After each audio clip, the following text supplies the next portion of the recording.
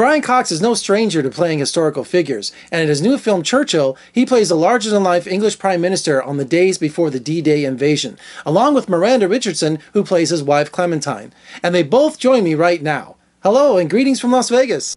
Good morning. Good morning, Jeff. Now, Brian, I really enjoyed seeing Churchill because I'm a big history buff, especially World War II. But what surprised me about Winston Churchill and his life was how the Allies and his colleagues just dismissed him. He wanted to be involved with all the planning of D-Day and with the planning of the war, but everywhere you turn, he was literally just shoved aside and dismissed. I think you've hit on something, because I actually think that was the story of Churchill's life.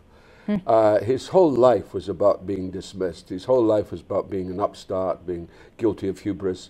So he lived in a state of constant siege, which probably added to his depression and his worthiness. You know, he was a sort of abandoned little boy. You know, lived in Blenheim Palace, was destined to be the Duke of Marlborough. That never happened.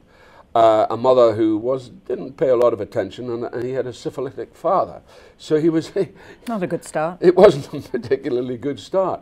So that thing of being constantly under siege, and especially he's coming up to his 70th birthday, and he's still under siege, and he feels passionately about this whole event. And he does have an alternative plan, which nobody's listening to. Now, Miranda, you play Clementine, Churchill's wife, and behind every great man there's a woman, and she's more important than ever in keeping Churchill grounded. She's always in the background. She always knows when to step in and reassure him. She was vital to keeping his sanity and to keep him from, suffering Great Depression. Absolutely, and encourage him to do what he's good at and what the people of Britain need from him, rather than wasting time worrying about the past, actually, and interfering with the generals who know what they're doing. There is always collateral damage. There's always the risk of that. She's very practical, as well as emotionally involved. And she keeps him in the moment. Yeah.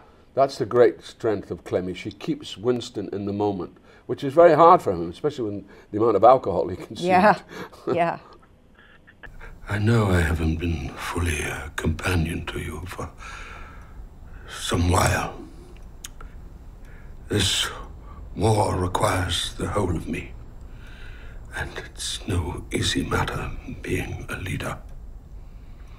It's not that easy being married to one either. Expected to stand behind you and prop you up whenever you require it, with good humor and unfailing kindness. I sometimes wish I could live my own life. All right, Brian, you gained weight to play Churchill. You shaved your head to play Churchill. Did you even smoke his brand of cigars? They don't sell them anymore. We had our own brand of cigars, which I learned to smoke. Even my own wife was smoking this morning just before I left. She said, "I was dazzled by the way you could get smoke through your nose. I'm in fact a non-smoker." So it was quite an achievement. It's probably my biggest achievement in the whole movie.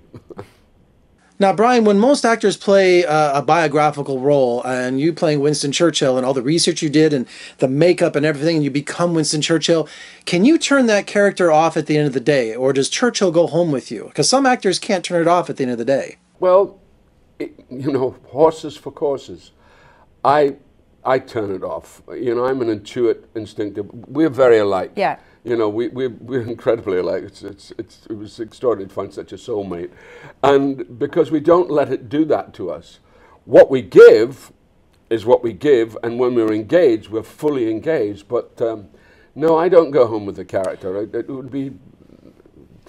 I've got my own character. That's bad enough. Exactly, but of course you're in. What I would say is you're in the zone when you're working on a part.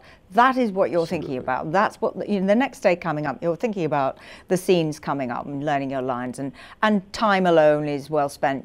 Just letting it all sink in. So in the zone is as far as I would go.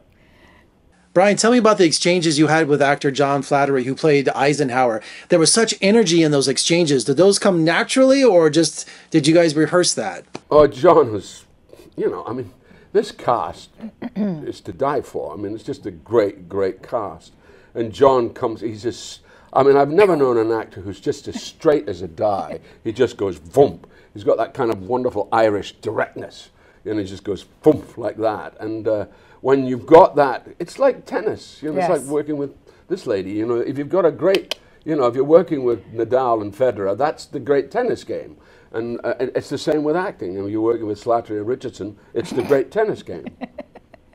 Well, it's the 73rd anniversary of D-Day, and Churchill is a powerful film to coincide with that anniversary. Thank you so much to both of you for speaking to me today. Thanks you so much. Churchill is in theaters now, so make sure you check your local listings. Also, for more reviews and interviews, surf on over to my website at vegasfilmcritic.com. Also, check me out on social media, Twitter, Facebook, Instagram. I'd love to hear from you. I'm film critic Jeffrey G. Howard in Las Vegas. Thanks so much for joining me. I'll see you next time.